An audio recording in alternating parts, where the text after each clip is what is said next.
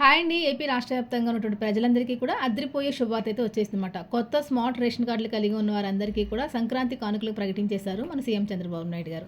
జనవరి 1 తర్వాత ఈ సంక్రాంతి కానుకలు అయితే పంపిణీ చేయబోతున్నారండి.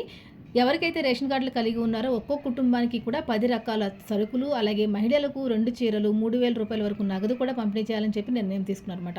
ఇప్పటికే పౌర సరఫరా శాఖ మంత్రి అయినటువంటి మంత్రి నాదెండ్ల మనోహర్ గారికి సీఎం చంద్రబాబు నాయుడు గారు ఆదేశాలు జారీ చేయడం అయితే జరిగిందండి.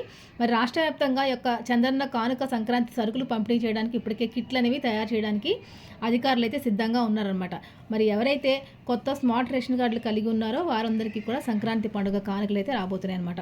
రాష్ట్ర వ్యాప్తంగా పేద ప్రజలందరూ కూడా ఎంతో ఆనందంగా పండుగ జరుపుకోవాలనే ఉద్దేశంతో చంద్రబాబు నాయుడు గారు మరొకసారి ఈ యొక్క సంక్రాంతి కానుకలను ప్రకటించడం అయితే జరిగింది. మరి దీనిపైన పూర్తి సమాచారం మీరు తెలుసుకోవాలనుకుంటే కనుక వీడియో పైన ప్లే బటన్ మీద క్లిక్ చేయండి.